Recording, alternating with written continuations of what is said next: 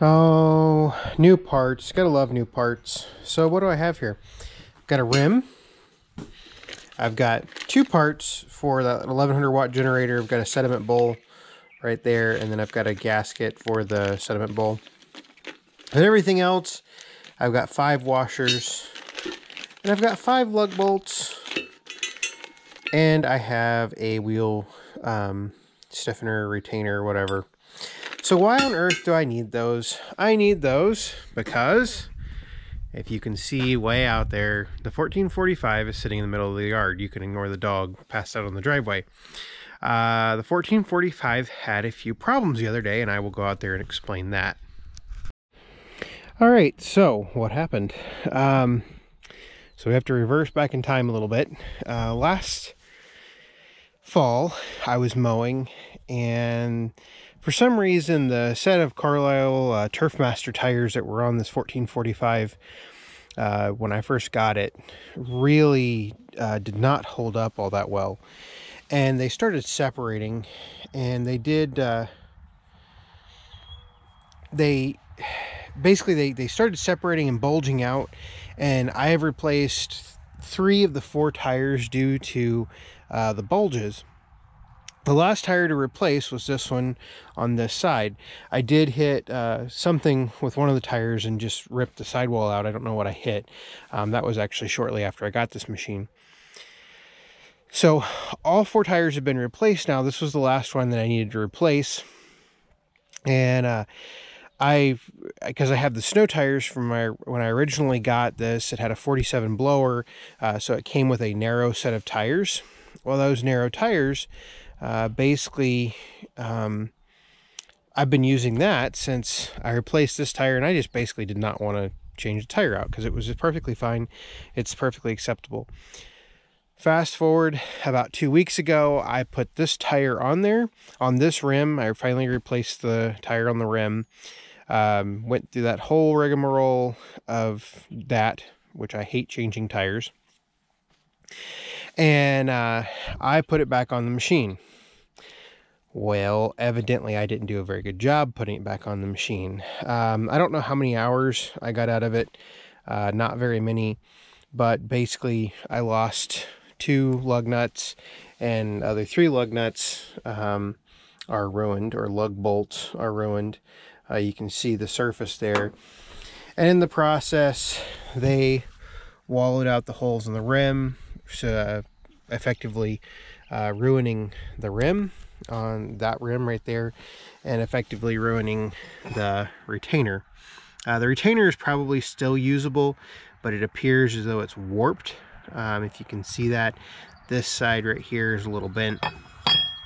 So I'm just really hoping that it didn't ruin the threads on the hub. It doesn't look like I have, but I will definitely have to check that because I really don't want to replace that hub. That is going to be quite a process if I have to replace that hub, and very expensive. Meanwhile, my expense to replace this rim, because of my mistake of not tightening the lug bolts down and then paying attention to it, cost me $255 today at John Deere. So, you know, you live and learn, but evidently I just didn't put that last bit of ugga-dugga on the bolts. So I'm gonna work on, I'm gonna change the tire out later onto that new rim, because I actually have to change the valve stem and everything else. So that's just a later project. I'm just gonna put one of the older snow tires on this machine. That way I can get the 1445 back in service and not have to worry about it, because mowing this yard with a 60-inch deck on the X748 is a bit mind-numbing. So I'm gonna go ahead and do that, and then I think that's really it for this project. I don't think you necessarily want to see me changing a tire, but I figured I would put this video out there to show you that yes, it is indeed important to check your lug nuts and or lug bolts on your mowing equipment, because you can end up with a substantial bill pretty quickly.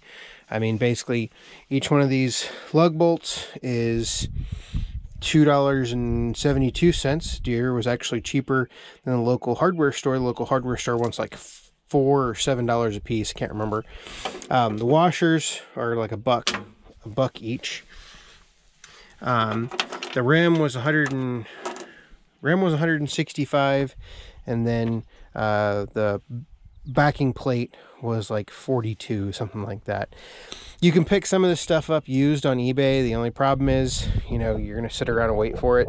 I briefly browsed on eBay to see if I could find it, and I couldn't. So yeah, I'm gonna get this changed out and put the 1445 back in service, because I already need to mow again. I mean, you can see where the grass is underneath it. It's already seeded out, and it's only been sitting here for 2.5 days.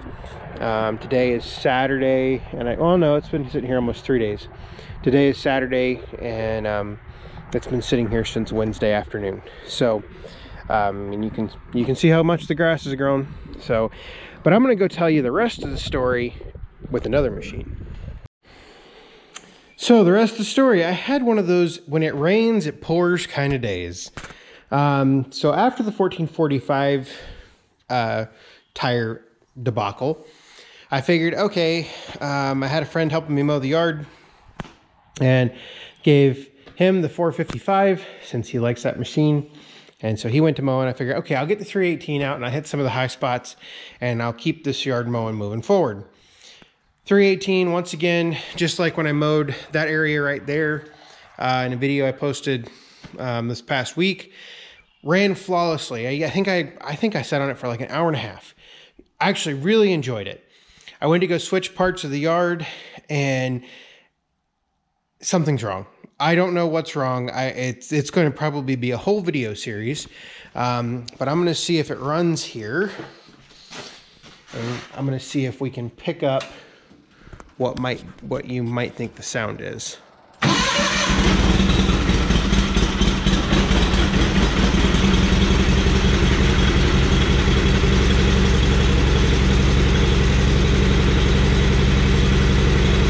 Do you hear it? You might not be able to hear it.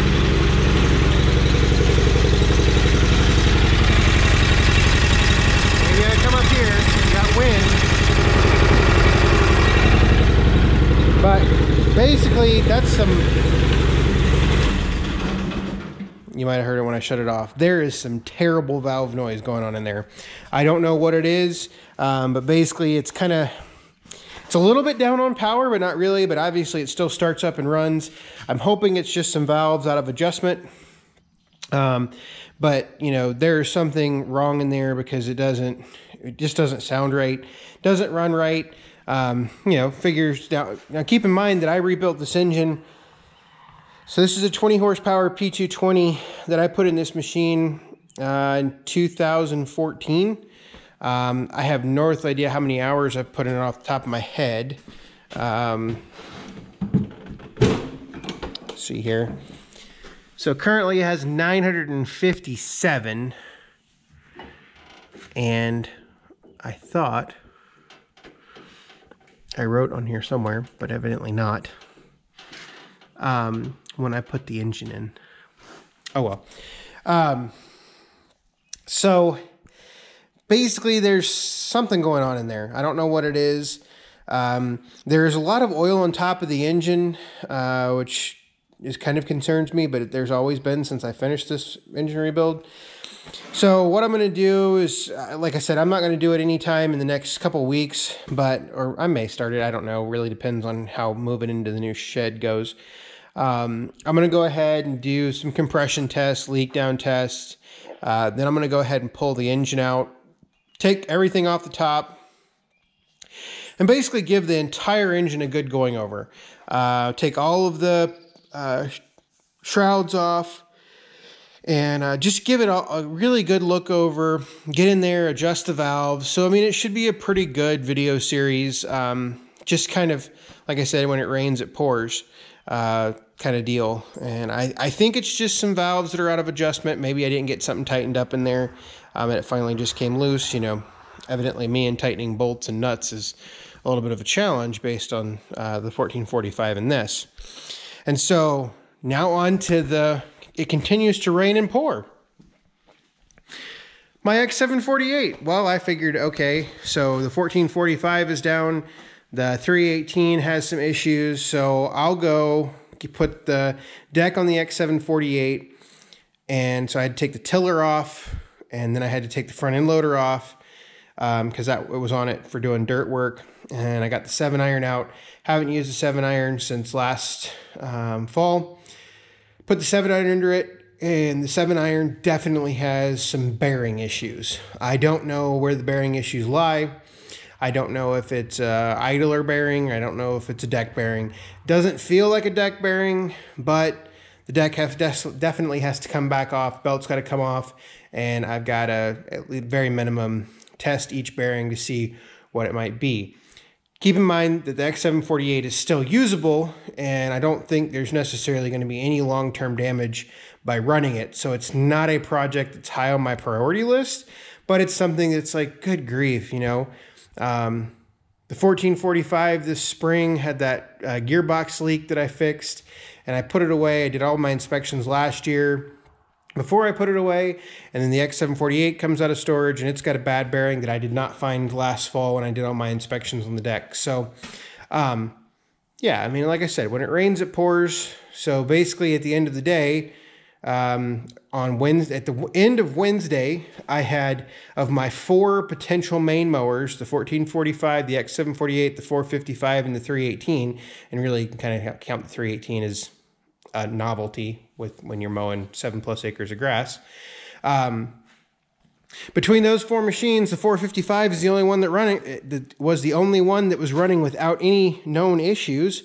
And its biggest thing is I know the blades need to be sharpened on it. Because I hit a couple of rocks this spring when I first got it out, and I know I need to fix those issues. So that's not something that's too terribly pressing. But it goes to show you that regardless of the amount of planning you do and everything else, it just sometimes just goes south. But that's it for this video. Kind of, you can hopefully share in my misery, but you know, that's why you have these things, is you like to work on them. So, or that's why you have as much property as we have, is you don't mind working on them. And I certainly don't mind the maintenance. I would prefer to just do other stuff, but you know, I can do it. So that's what I'm going to do. I'm going to go fix the 1445 and mow a little bit, and then on to some other projects. And we'll come back to the 318 and the X748, etc. in the next couple weeks. So thanks for watching.